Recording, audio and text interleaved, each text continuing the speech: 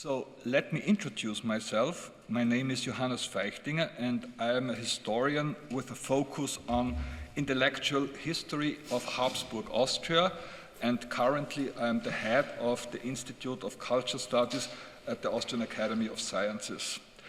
I am pleased to welcome to our discussion, to our book discussion, first of all, Natasha Wheatley, an historian of modern European and international history with a focus on intellectual and legal history, Central Europe, and the history of international law. Natasha is from Australia and she is currently an assistant professor at Princeton University.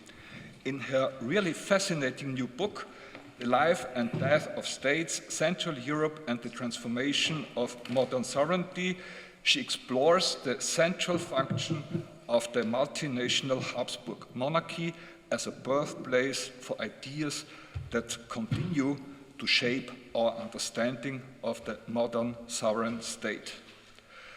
The new book will be discussed today by Becker and Eva Muschik from the University of Vienna, Renata Uitz from the CEU, and Franz Fillafer, my highly esteemed colleague at our institute at the Austrian Academy of Sciences. To all of you, a very warm welcome.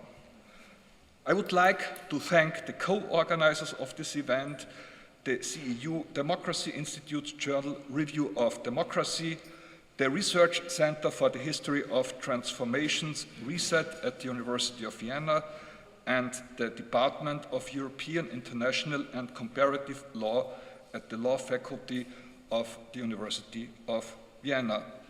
I would like to thank Caroline Hofer for her support. She is the event manager of our institute at the Austrian Academy, in whose Theatersaal we are located here. I now want to hand over to Yanis Panagiotis, the scientific director of RECET, who will moderate tonight's event.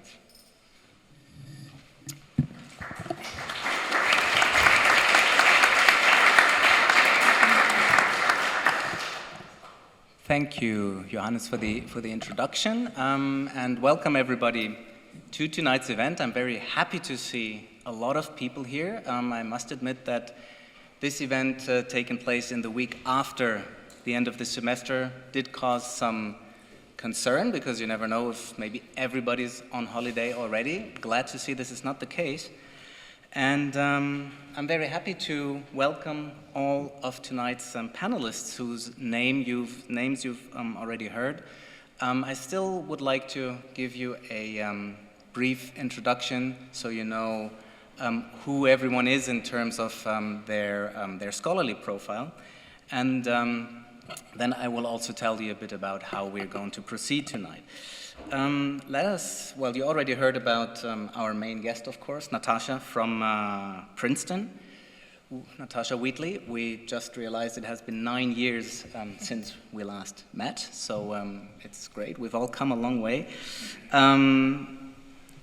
I imagine if you're here, you're at least vaguely familiar with Natasha's work. Her book just came out, but in addition to this book, she has also published, she has an amazing publication list, including a relatively recent edited volume together with Becker. So there are some connections here on remaking Central Europe after 1918 and the League of Nations.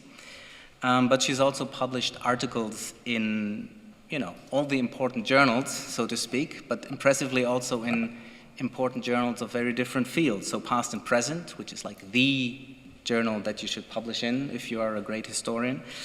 Slavic Review, which is a great journal to publish in if you're a historian of Eastern Europe. History and Theory, another one of those big ones. So this is seriously impressive. And we're very happy to have you here, Natasha. I will continue in order of appearance, so to say, because what we're going to do, and so I can talk about a bit how we're going to proceed. Natasha is first going to give us a input of maybe some 10 minutes on her book, summarize the main arguments, And this will be followed by altogether 4 comments from our esteemed colleagues. And the first comment will be by Franz Fillafer from the Academy of Sciences, who studies Habsburg history, including state formation and, well, the Enlightenment in Central Europe. That was his most recent publication. So Franz will give a first comment of some 8 minutes is what we said. Let's see how ruthless I'll have to be with enforcing the time limits. He will be followed by Eva Muschik, who is an assistant professor at the Department of Development Studies at the University of Vienna. And she has published a book on state building in the context of development and decolonization, which is one of the themes that Natasha also discusses in her book. And there should be some very interesting intersections there. We will then continue with Renata Uitz, who is a lawyer, so it makes sense to have someone here who actually knows about law, not suggesting that you guys don't, but she actually does so for a living. She's a professor of comparative constitutional law at the CEU here in Vienna and the co-director of the CEU Democracy Institute in Budapest. And finally, Peter Becker, professor of Austrian history at the University of Vienna, as I said, co-editor of a volume with Natasha, among other things, great scholar of Austrian history and specifically of the state, the history of the Austrian state, and the Habsburg state and its transformations. So you get a sense that we have a really, really high-profile lineup here. And without further ado, I would then like to give the floor to Natasha for her input, and then we will continue as announced. Natasha, please. Janis, can you all hear me? Okay, yes. Janis, thank you so much for these really gracious remarks, and also to Johannes. It is just such a thrill to be here in a city I love, and this time to celebrate a book that I've been working on for more than a decade. And the book is a little bit like an archive of all of the experiences I had here while working on it, first as a graduate student, and then as a postdoc, and then as an assistant professor. Many Austrian mentors, colleagues, friends, librarians, and archivists, some of whom are here this evening, have contributed to it in all kinds of ways. And that's even before we get to the staff at the Café Engländer, where I would spend long evenings after the Nationalbibliothek closed. I'm so grateful to the organizers of this event, to my distinguished co-panelists, and to all of you for coming here this evening on this summery evening at the beginning of the summer holidays. So, the transition from a world of multinational empires to a world of nation-states is one of the most striking features of modern history, and also a key preoccupation for historians of international order. My book, The Life and Death of States, Central Europe and the Transformation of Modern Sovereignty, approaches this topic from a much neglected place and perspective, namely the Habsburg Empire.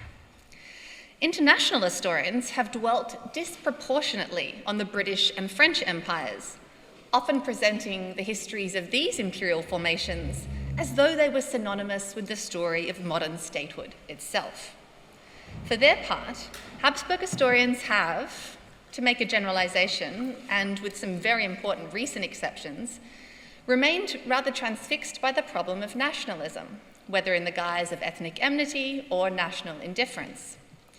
In a departure for both fields, I present the Habsburg Empire as a crucible of modern sovereignty, a laboratory for ideas about statehood, as well as modern states themselves. So I look first at attempts to square the Habsburg Empire with categories of state and sovereignty in the decades of constitutional experimentation that followed 1848.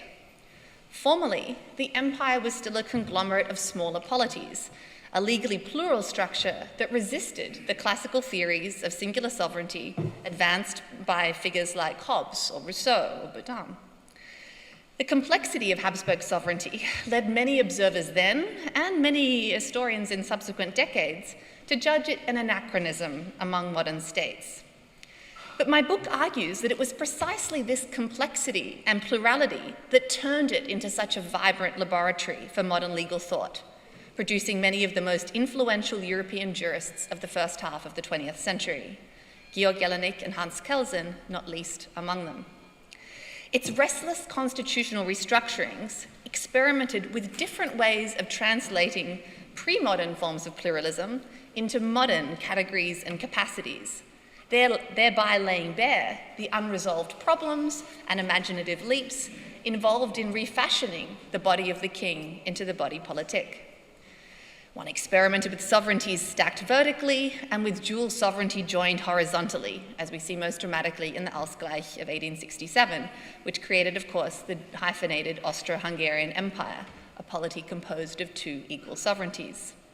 One experiment with rights guarantees for vote and voting curias for ethnic groups, and with non-territorial jurisdictions. Small wonder that this gallery of experiments echoed and travelled, especially for those dissatisfied with the unitary state and restlessly searching for wider horizons of sovereign possibility.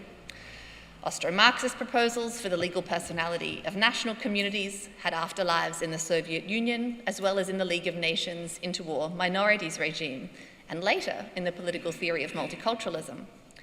Habsburg-layered sovereignty and dual-track administration shaped the thought of Austrian economists like Ludwig von Mises and Friedrich Hayek, who transposed that schema upward when they conceived of international economic governance as a stratum lying atop and bracketed from state sovereignty. The model of the 1867 Ausgleich, in which two states might be fully sovereign and independent and yet still conjoined, was discussed by Ottoman intellectuals as a model for Egypt, by Irish nationalists as a template for their own autonomy, and on the subcontinent as partition loomed and some civil servants looked for ways of keeping India and Pakistan looped together. And the Habsburg Empire itself is now, of course, routinely invoked as a precedent, model, or warning for the European Union.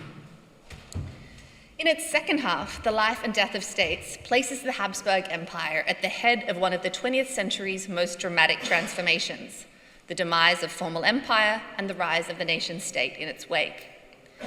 If this global revolution has its anchor in the decades of global decolonization that followed World War II, my book reveals how many of the legal conundrums attending that process were thrown onto the main stage of 20th century international order by the implosion of Habsburg rule after World War I.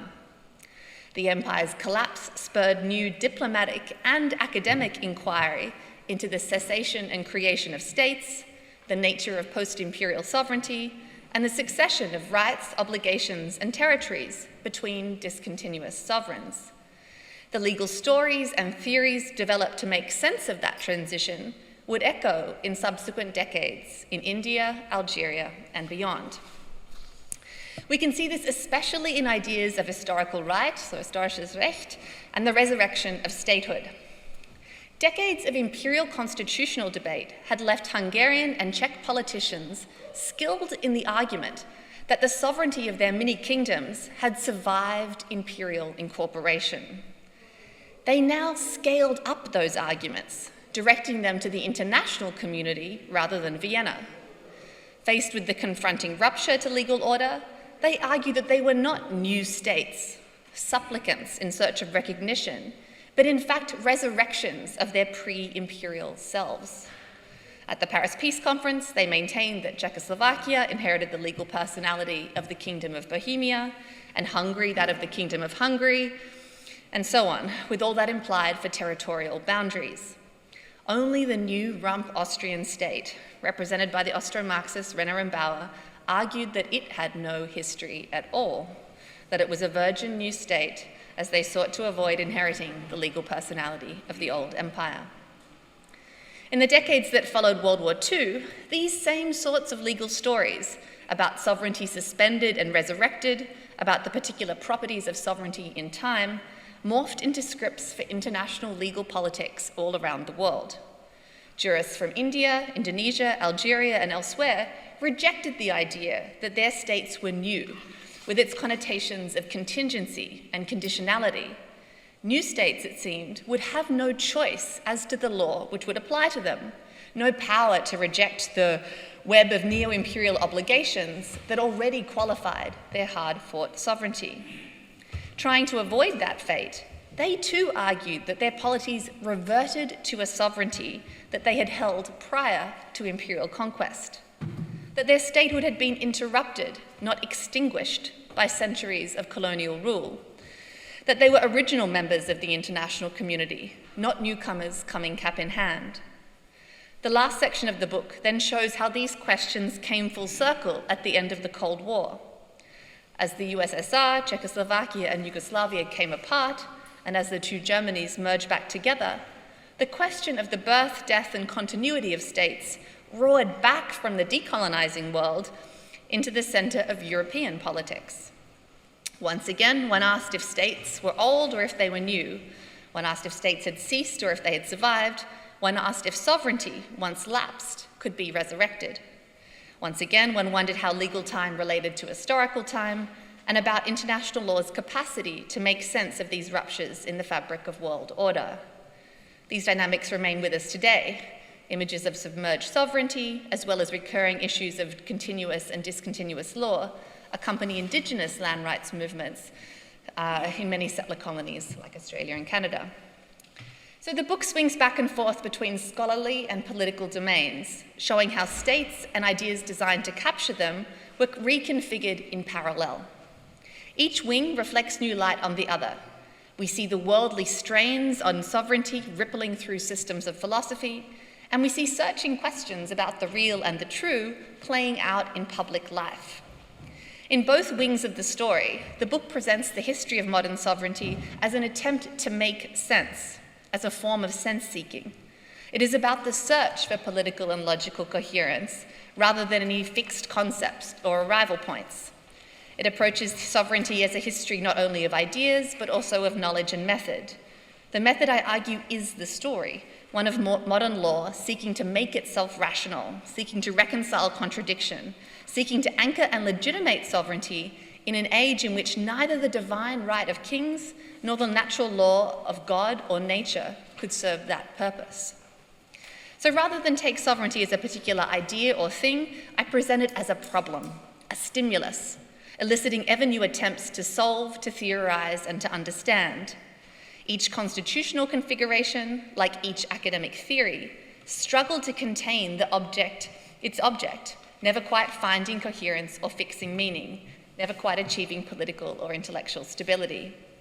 In recovering that history, I am attentive to the affective desire for order and coherence, and the experience of its elusiveness, treating these things not as some sort of incidental backstage to a real history of law and ideas, but rather as the main stage of the story itself. The life and death of states is an intellectual history of theory not working, an intellectual history of not having the words. I hope the book offers an unfamiliar history of the modern state and an unfamiliar history of the Habsburg Empire in the world, but also suggests some new ways of writing the intellectual history of international order. Thank you.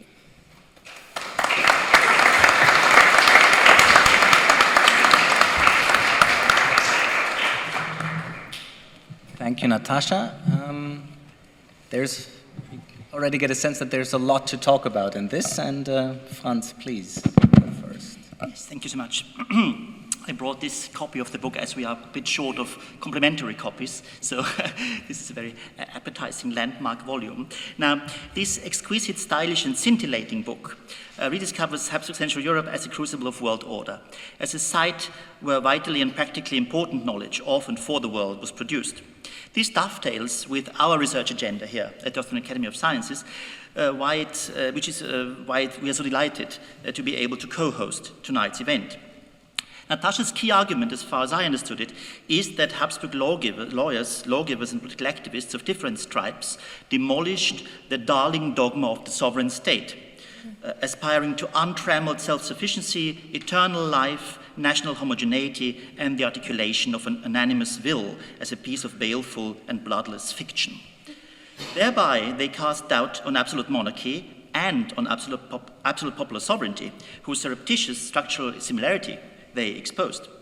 Instead, scholars and politicians from Habsburg Central Europe sought to find new juristic forms for dispersed and diffracted sovereignties, institutional blueprints for shared, distributed, and multi-level rule, supreme judicial arbitration, the protection of national rights, and the primacy of international law as horizon of imputation above, but also before individual states. Natasha's heroes, and there's just one heroine as far as I saw, but Wenzel Lustkandel and Felix Störk, Tetzner and Bernhardsik, Jelinek, the beating heart of the book, one might say, Rudolf Laun, Renner, Kelsen and his circle, realized that mixed and mottled polities like their own were the global norm rather than the exception. They argued that when 19th century constitutional theory failed to grasp Habsburg statehood, this was the fault of theory, not of the empire, which they depathologized into a model of world law, whose longevity paradoxically worked at cross purposes with its model polity's demise and retrospective pathologizing after 1918. When I read Natasha's book, I kept wondering what Habsburg knowledge resources geared to the management of pluralism were deployed by her protagonists. And I wanted to highlight just 3 of them tonight. First, what one might call the Habsburg fractal. There is a hidden dimension to Habsburg jurists' special capacity to play their jeu d'échelle, a constant scaling up and scaling down or artful interlacing of domestic and foreign law. Keeping the monarchy afloat, they worked at the interface between different legal resources with an inter-imperial phantom portfolio of norms whose origins and duration varied. Whether of Holy Roman, Napoleonic, Ottoman, or Polish origin, these norms could be reactivated and their scope of validity extended, which made their users aware of the fact that the frontier between municipal and international norms in the monarchy was extremely blurry, that it was soaked with international law as whose testbed it would serve. By making sense of the relationships between the monarchy's various parts, Habsburg citizens pioneered new ways of ordering the world. Second, the crucial significance of translation, both metaphorical and literal. I love this part about Ivan von Scholger's rendering of edutesch es Mitzamenik, and Bernhardsik's remark or quip that this word doesn't exist in the German language. Mitzamenik is a very beautiful way of gemeinsame sovereignty. Translation, both metaphorical and literal. Since the 18th century, Croatian, Slovak, and Romanian power brokers learned from each other when advancing their argument that Hungary exercised its rights over their respective subordinate polities or peoples as a revocable empire by invitation. And rich transfers of this kind could also be unearthed between advocates of Bohemian and Hungarian states' rights since the 1830s. Resembling each other like peas in the pod, despite their jealously guarded claims to singularity, these rights claims point toward a shared archive of concepts and practices. But there not only was an intense conceptual and value trafficking between the monarchy's lands, but also between institutions scattered across those lands. I'm thinking here of the cross-pollination between old and new constitutive bodies of the monarchy when it comes to their rights, between churches and national curias and the non-territorial personal autonomy, or between historical lands and nascent nationalities. As for the literal translations, let me cite the example of renderings of the civil code of the monarchy, the APGB, in the monarchy's many languages that were adduced by jurists as authentic interpretations by the codifier, by the lawgiver. And the percolation of the language of race via the Treaty of Saint-Germain, here with a nod to Thomas Olechowski's wonderful edition. Third, the importance of the landscape of 19th century Habsburg knowledge production for jurisprudence. The reform of the law curriculum of 1810, masterminded by Franz von Zeiler, erased Holy Roman law and with it all public law from the curriculum with surgical precision, giving it a private law and natural law slant. Leo Thun Hohenstein's reform in the 1850s destroyed the foundations of the remaining legal culture by removing natural law. So what remained was a public law void, really. Supplanting it with the Romanist jurisprudence of concepts. Thereby, Thun produced the very contrary of what he intended, an anti-metaphysical positivism, still based on private law, from which it derived its categories for reluctantly grasped state law, and a visceral hatred of natural law. This, I think, effectively inoculated Habsburg jurists against general theorizing about the state and made them acutely aware of the inadequacy of general theories for the problems at hand, and of the fact that these problems encapsulated world problems writ large. The only thing I felt a bit uneasy about when I put the curlish remark is about the ways the natural sciences are treated in the book as a model.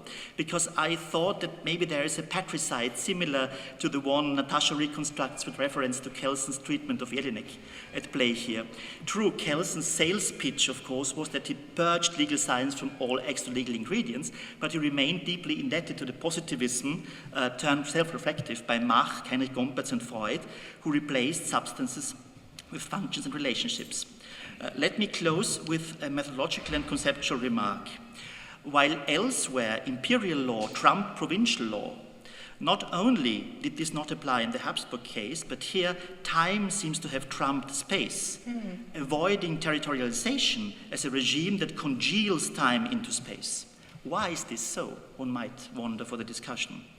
Now, a final methodological point. Natasha succeeds brilliantly in subverting two entrenched divides between European and non-European cognitive regimes.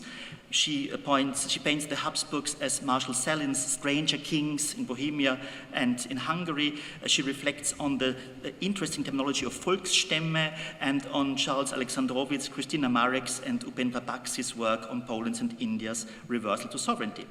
The second divide she subverts is the one between modernity and pre-modernity. And that's very important for our research on the region in general, I think.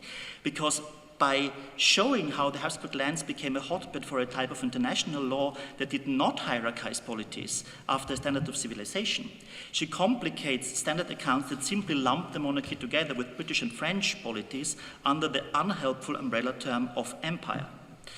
The extremely important takeaway message here, to me, seems to be the following one. By rebranding the Habsburg lands into an archetypically modern polity to enhance its visibility in global history, we begrudge ourselves of precious insights about the shaky nature of the West and of modernity.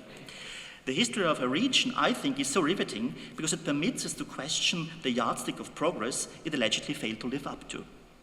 Thank you.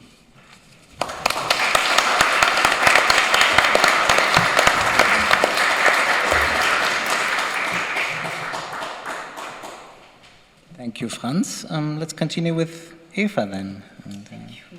Thank you, Janis. So I used this opportunity to read and discuss the book less in preparing a sort of deep dive into your book, but more as an... So my comments, I suppose, are more about raising questions, mostly for you, obviously, but perhaps for the discussion as well. And is that okay in terms of the sound? Yeah, thank you.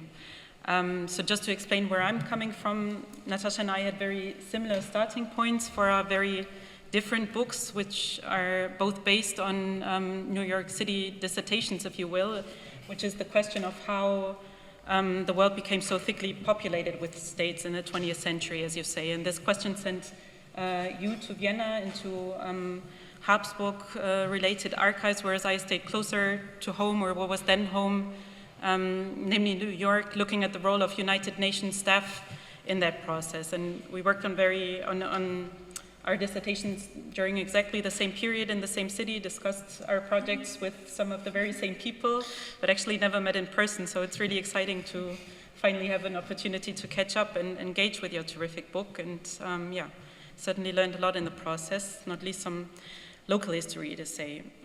So what does the Habsburg Empire, if we still use that unhelpful umbrella term, have to do with that transition from a world of empire to a world of nation states? What's your contribution to that question? And the way I read your book is that first it shows how the dissolution of the Habsburg Empire raised a host of legal questions about the nature of post-imperial sovereignty, questions about rights, obligations, and territory of states that will come back with force in the post-World War II era. And then it also shows how not only the uncertainty that came with the imperial dissolution in 1918-19, but also the uncertainty that came with the dawn of the Habsburg constitutional government, as you say, in 1848, spurred legal scholarship in the region, that would have an outsized influence in the 19th and 20th century but also beyond East Central Europe. And yeah, the book raised a number of questions, and there are lots of things to discuss, but since I have to confine myself, I wanted to follow up on that second argument, as I see it, of the book about the real-world influence of Habsburg legal thought, if you will. So I very much liked how you entangled your intellectual history of international law with a political history of the Habsburg Empire. That approach seems very convincing to me, but I wonder if when you write that in that heady period of state founding and constitution writing in the 1920s, you say that the jurist was king, or jurists were king. And reading your book, I was wondering to what extent that was actually the case, or to what extent did jurists actually shape reality at the time, and to what extent did they merely chronicle it? You convincingly compare the work of successive constitution writing to keeping a record or a diary of empire, as you say. And then in each period, when those central questions that you outline, whether states are old or new, whether they have ceased or survived, whether sovereignty had lapsed or could be resurrected, and so on, that the very consequential answers to these questions, it seems, didn't depend so much on the law, but rather on power politics. So you write that the nature of the law mattered, but you also point out that there was an improbably large set of legally plausible interpretations, and which interpretation ultimately carried the day seems to not have been a question of who had the better arguments or convinced the international legal community of the day, but rather a question of who was able to win over the so-called international community or the powerful states at the time. So I was just wondering if you'd agree with that interpretation or push back at this perhaps very realist reading in some way. And the second is more of a historiographical question concerned with this question of how Habsburg history connects to larger imperial and international histories which you're interested in.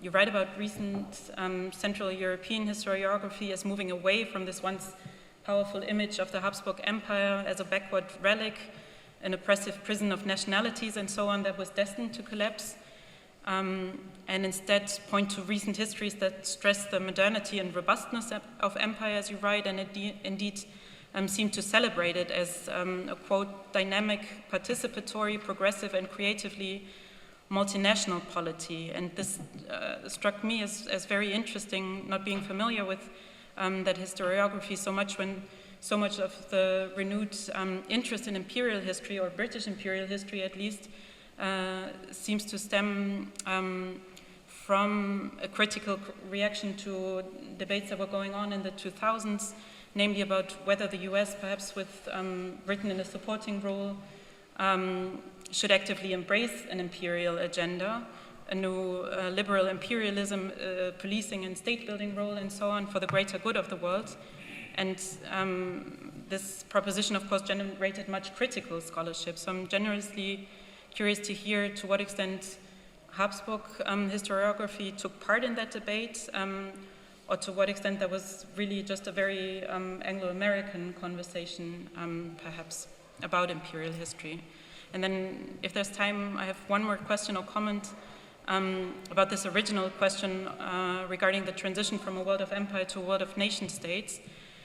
There's been a lot of pushback, which you also talk about in the book, against this idea of decolonization as a simple extension of a European or Westphalian international order to the rest of the world, most famously perhaps articulated by Adam Getachew, who argues that a fundamental reconfiguration of the international order took place with decolonization. And you also have this great quote by a South Asian jurist, Apendra Bakshi, to that effect, saying that, to quote, to the realities and perplexities of the mid-20th century, all nations come as relative strangers. And I think this is also really one of the strengths of your book, that it helps us question our typologies and understandings also of post-war states and the seemingly neat division between old and new ones. And yet from the vantage point of late Habsburg history, Peter Judson recently was here 2 weeks ago delivering a keynote, and he essentially called into question to what extent it's even helpful to contrast the two orders, that is a pre-1919 imperial one, if you will, and a post-war one centered on nation states when the continuities between the two seem so overwhelming. And I think he meant to extend that argument also to the post-World War II era. Perhaps I'm putting words in his mouth, but I'm curious about your thoughts on that, based on your research, whether we've collectively overblown this division between, on the one hand, a supposedly imperial order and a supposedly post-imperial order that came about in the 20th century. So thank you very much.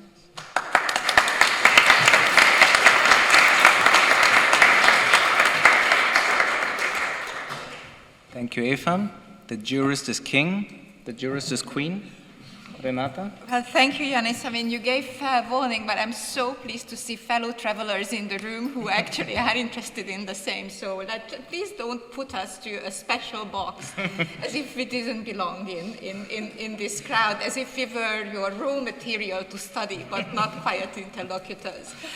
Having said this, the book is, and previously what was not said, that this is a text which is an absolute fascinating read, unlike most law books, let's admit that. And considering the wealth of primary and secondary sources, the narrative has a particular force and flow which I haven't encountered in a number of books I have been reading lately. So congratulations on that. I think it's very much due. It's especially because there are at least 3 straightforward monographs between the covers and at least half a dozen intellectual projects.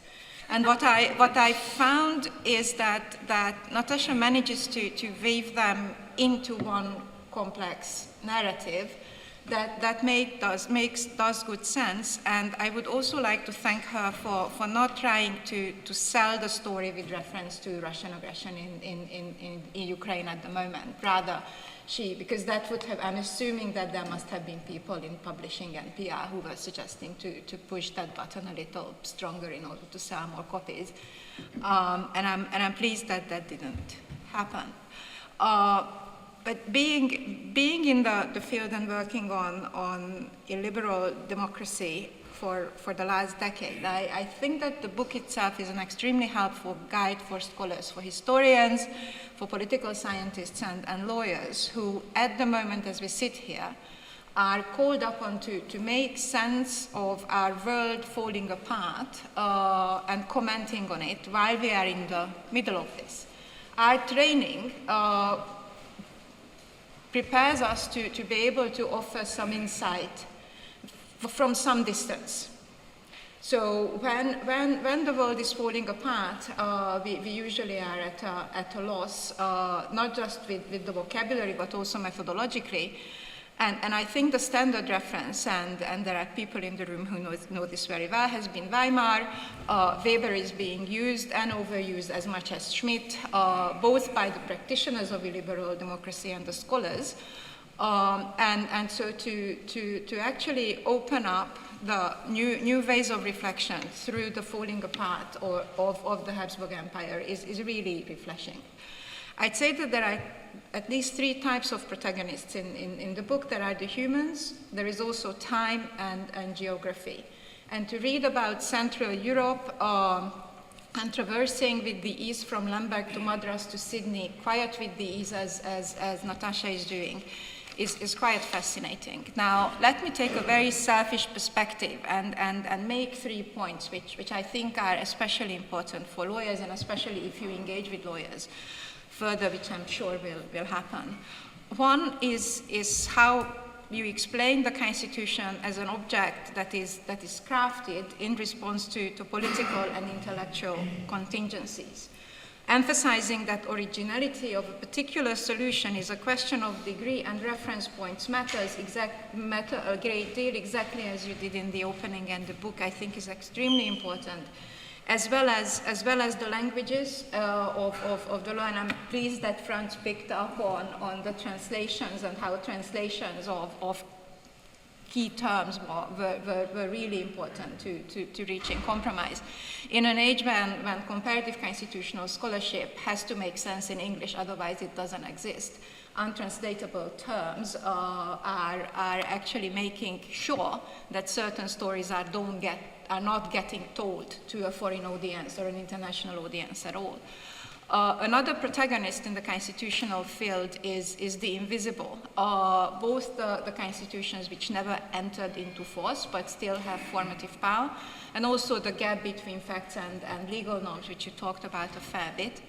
I think that your emphasis on the role of patience and impatience, so Dax's patience, but the Emperor Franz Josef's impatience are also really formative forces which are really difficult to capture with a focus on constitutional texts.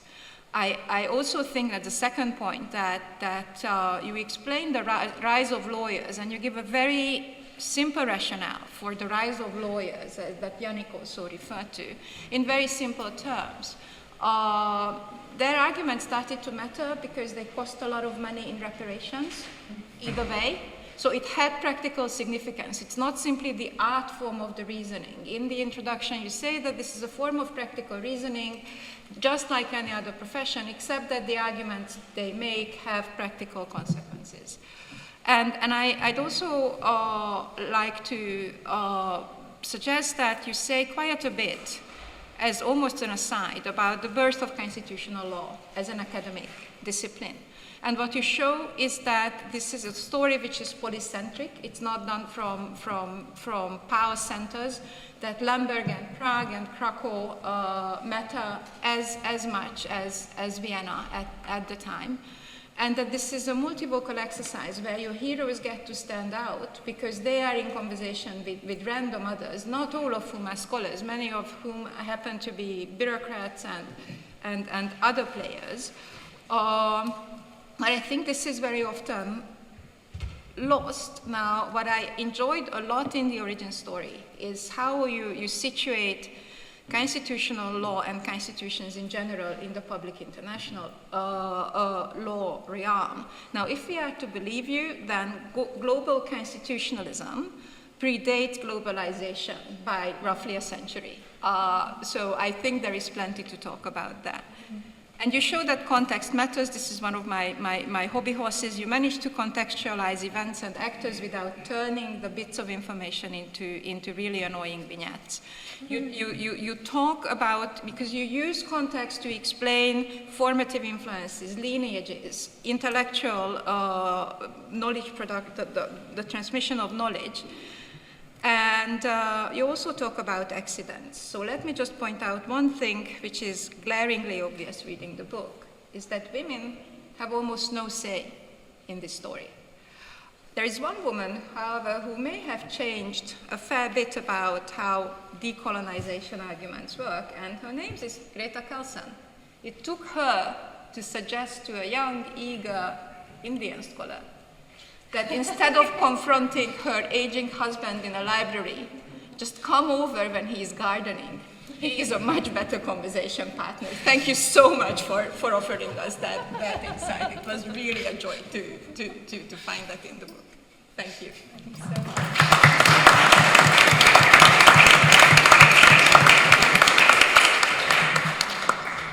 Last but not least, Peter. Thank you. It is such a pleasure to comment on this book, Natasha, because it is a really amazing book, and this for many reasons. One of the reasons, if one just takes it as a piece of writing, it is extremely well crafted, and Natasha has an endless curiosity that takes her into all different kinds of detours, not really detours, but kind of side steps. And so for this reason, there is no open ends in this book. Everything is kind of perfectly crafted, including, I must say, the preface. And I think it will take intellectual historians in the future, I think they will hold workshops on that to understand better how this preface kind of reveals the intellectual horizon of Natasha. But what is really amazing is also how the argument flows easily, even though Natasha does not spare her readers from the heavy abstraction her engagement with legal philosophy entails. Her book is nevertheless a good read, and this is not a real surprise for those who are already familiar with her writings, but even for the initiated, the easy flow of the argument and the interspersed ironic twists and witty metaphors reveal the new heights of Natasha's literary craftswomanship, I'd say. I'm aware that this opening remark is way too abstract to let all those share the pleasures of her witty and analytically rich metaphors who have not yet read the book. So to give you a first taste of her amazing capability to condense complex theoretical problems in captivating metaphors, I just mentioned one. To pinpoint the conundrum of Staatswissenschaft and legal theory in the Habsburg Monarchy, she muses that, and I quote, each of the two sovereignties, bracket Austrian and Hungarian, housed its own collection of quasi-sovereignties, like two sets of Russian dolls joined at the hip. Two sets of Russian dolls joined at the hip.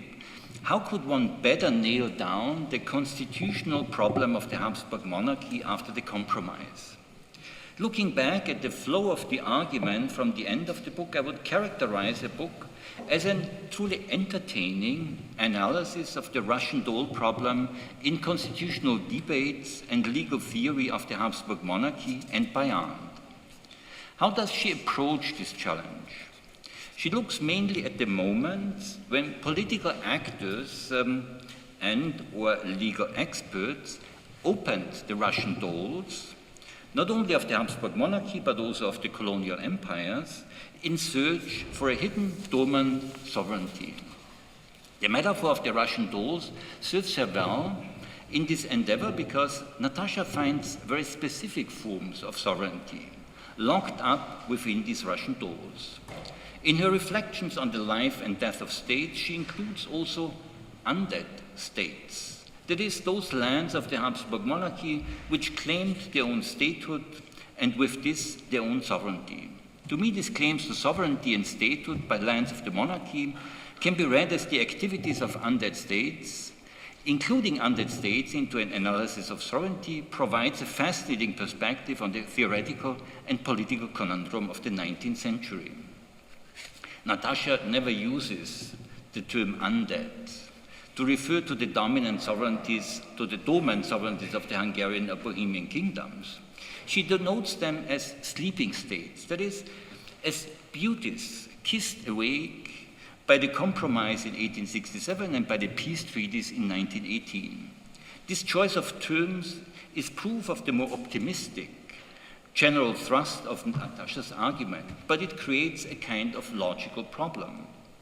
How can we as historians know about these sleeping beauties if they only appear at the scene at the moment when they are kissed awake? This is only a logical and not a practical problem, as the sleeping beauties left plenty of traces behind, as we can learn from Natasha's book. These beauties didn't want to be asleep, they wanted to be alive, and they were alive in the claims of politicians and legal experts. The first part of the book analyzes the utterances of sleeping beauties or undead states. Natasha's empirical reference are the claims made for historical rights of the Bohemian and Hungarian kingdoms during the debates about the constitutions written during and after the revolution of 1848-1849, culminating in the compromise of 1867. Natasha characterizes them wittily, both as an archive and as, I quote, a diary. The empire kept about itself an evolving record of imperial self-understanding. Drawing on Eric Vögedin, she looks at this diary with an interest in the writing of the subsequent constitutions as a specific form of process. One key feature of this process was, as Franz has already emphasized, the translation. In this case, the translation of rights based on pre-modern power relations into the frame of reference of modern statehood and sovereignty. A second feature of this process was the attempt to hide this work of translation and to present the integration of historical rights in the form of a mere resurrection. The Bohemian and Hungarian knights of the 16th century should miraculously be suddenly present within the Habsburg monarchy of the second half of the 19th century. Reading through an amazing analysis of the different constitutions, where she emphasizes the legal constitutional, but combines this with the political in a compelling new way.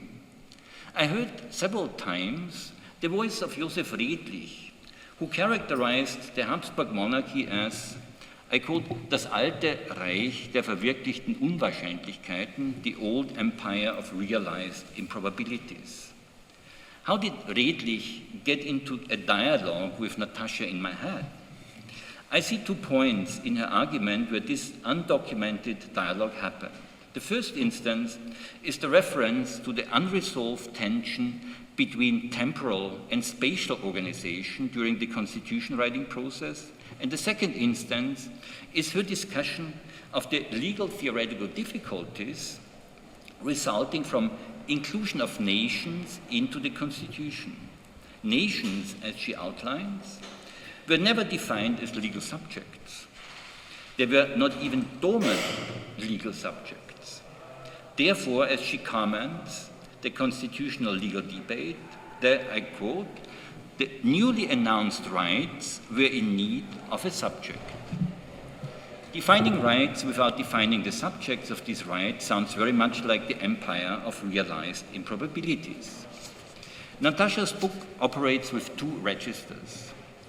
The first register is defined by the constitutional debates, that is, the claims made about the potential sovereignty of dormant states.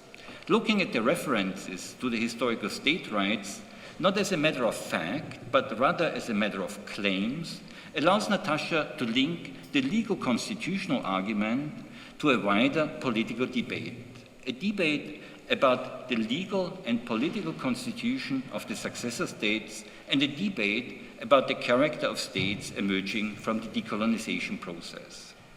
Natasha pursues these claims, however, mainly in direction of legal theory, and her comments on Jelinek and Kelsen are real masterpieces. When she disentangles the complex reasoning of Kelsen and of his circle about the very origins of sovereignty, she makes a clear distinction between their reasoning and the ideas of 19th century Staatswissenschaft with, again, a brilliant metaphor. She characterizes the political imaginary of 19th century legal philosophers, from which Kelsen and his group distanced themselves, tellingly a sovereignty, I quote, walking in God's shoes. That is, moving state sovereignty into the place from where God and nature had been expelled. Kelsen's answer was, as to Natasha, as philosophical and presents the basic norm as the anchor for state sovereignty, ultimately linking it to international law. Natasha follows the undead states and the realized improbabilities mainly through the register of legal reasoning. This is not a reduction in complexity, as one can imagine when looking at Jelinek and Kelsen. Natasha walks, however, in Jelinek's shoes, to adapt her own metaphor. This shifts the argument strongly away from the political. When she analyzes Kelsen's musings about the legal conundrum of the Habsburg monarchy, where no clear subordination existed between the legislation of the Reichsrat and the legislation of the Landtag, she falls somehow into the trap which Kelsen has laid for himself. The conundrum is very much a theoretical and less so a practical one. And the practical side, this is the one that interests me, and the theoretical is the one that Kelsen's interested in, and Natasha interested in Kelsen's interest. I mention this because I would be curious to know how a second volume of Life and Death of States would look like. A volume in which Natasha would pursue the opposite framing, looking more from the political angle at the life and death of states and not from the legal constitutional. Would this result in a discussion about the conditions under which claims to awaken a dormant sovereignty could be made. Not all claims Natasha is looking at were successful. The Hungarians had to learn this the hard way after the end of the Great War. But all claims discussed in this book were legitimate, one way or another. None of the politicians and legal experts who presented claims to resurrect a dormant sovereignty were considered delusional. And is this a surprise only for someone interested in the history of psychiatry? The same holds true for speech acts during the process of decolonization.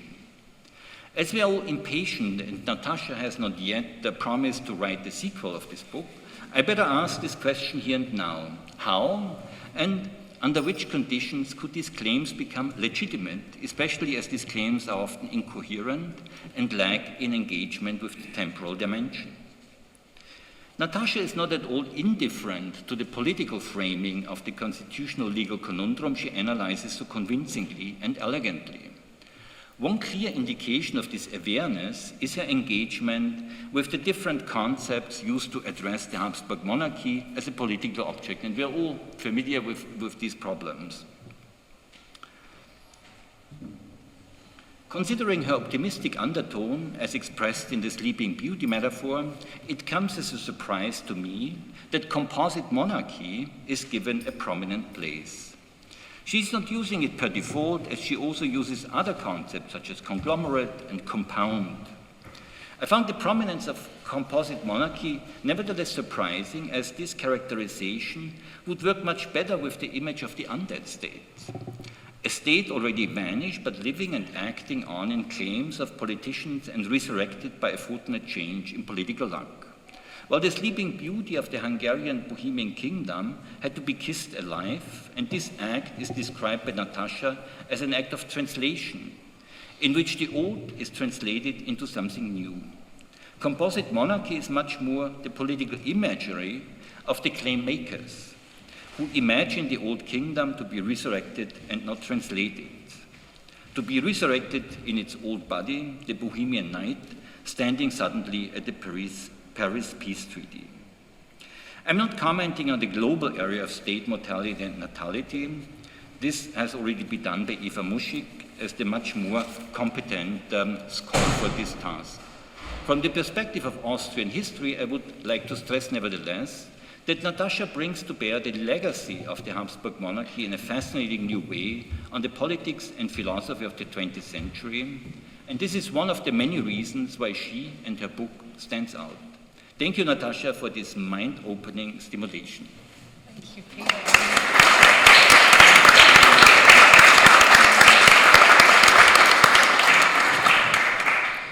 Well, thanks to all four commentators for these very stimulating comments. The Russian dolls, the Sleeping Beauty, the Walking Dead, they're all there.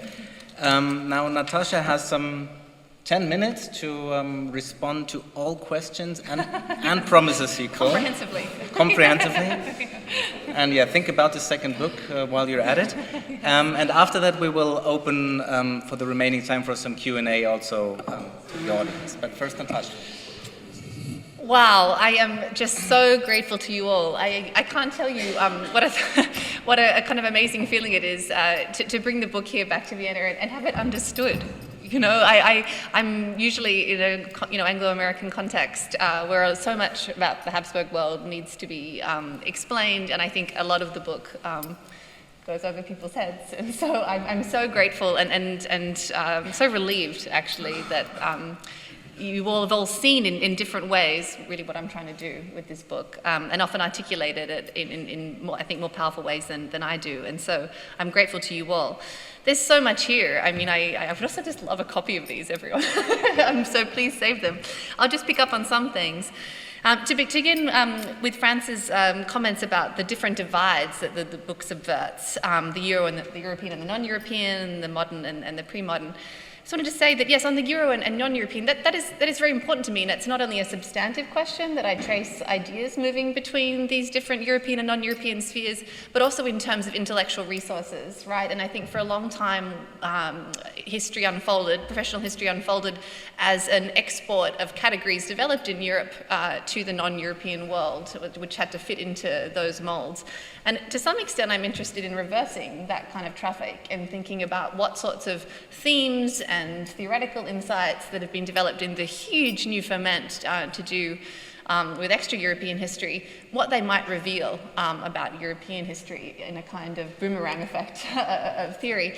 And I think in some ways that's one place that this book begins, because if we go back to the kind of trajectory that Eva was talking about for us biographically, I mean, the literature we were reading at graduate school, you know, about empire and decolonization, in some ways I was thinking with that literature and thinking, well, actually, how does this fit with Central European history? And I think it exposes new things. It brings new kind of interpretive oxygen into the debate that I hope is refreshing.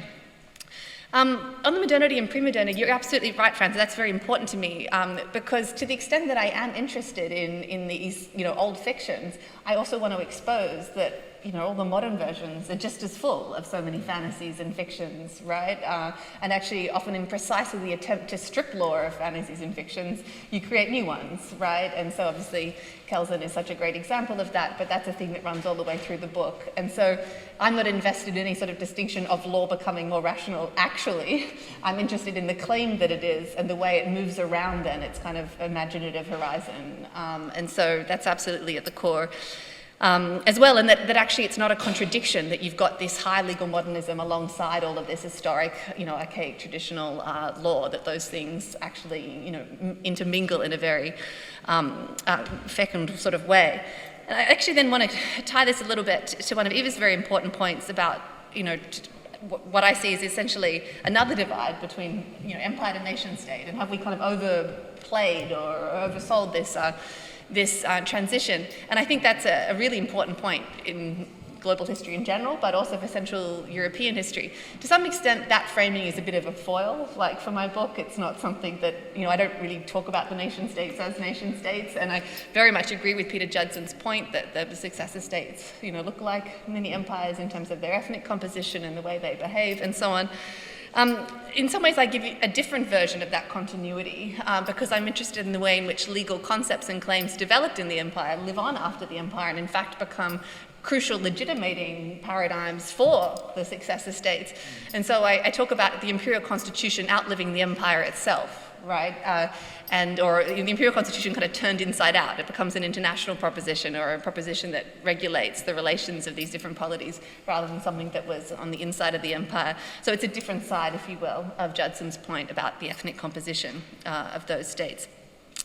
Eva raises a really large question that also dovetails with some of Peter's comments about whether or not jurists are shaping or reflecting reality and how we should think about ideas in relation to power.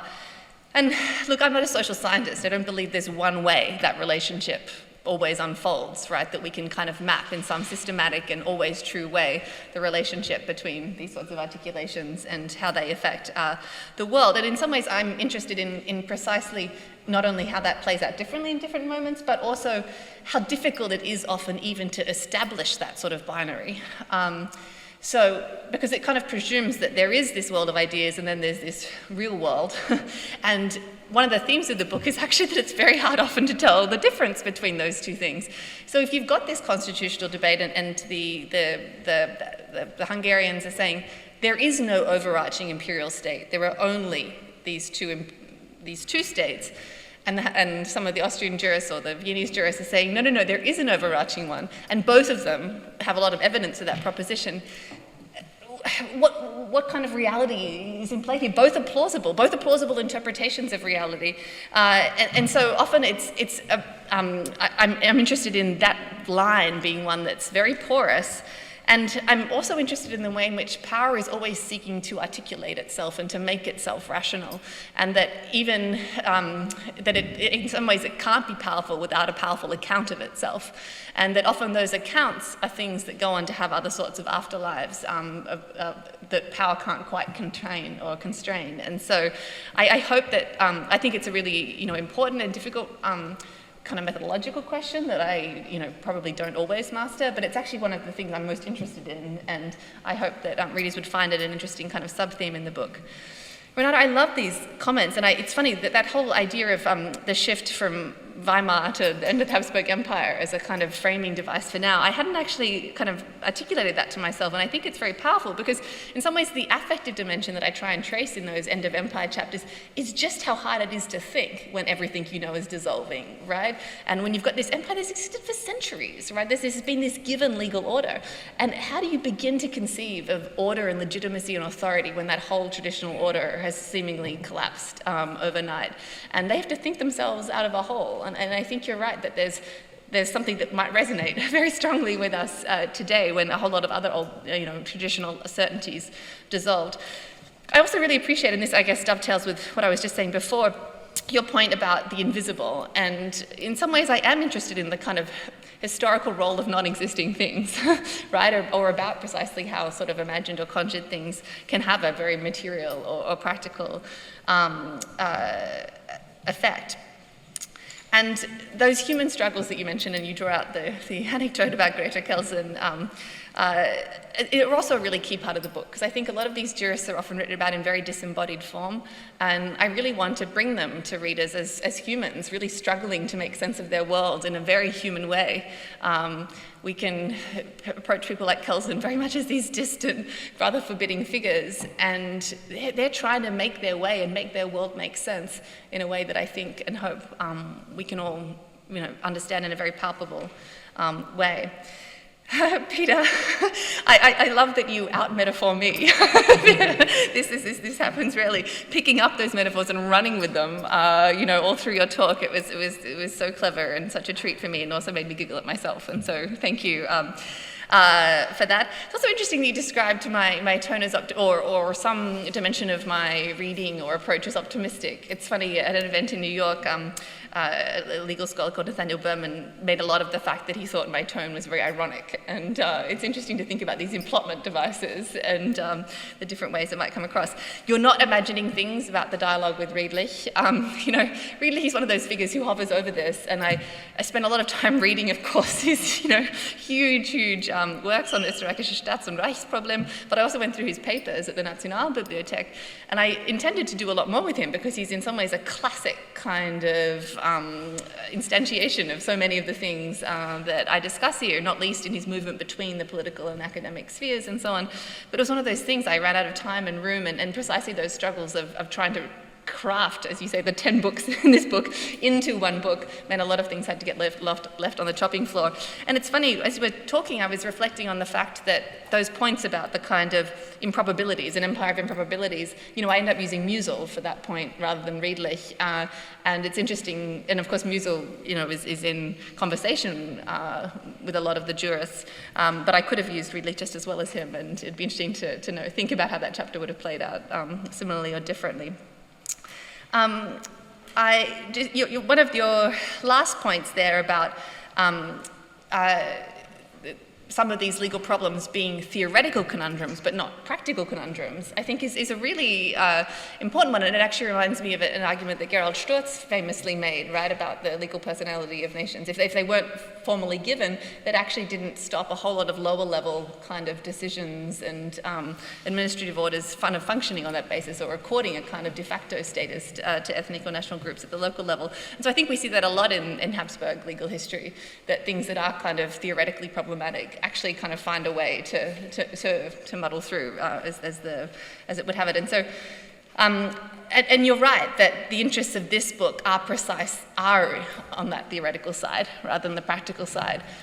It tries to show how those theoretical problems come out of practical questions and affect practical questions, but it doesn't trace that practical or pragmatic story on its own terms. And I think that's an absolutely correct observation.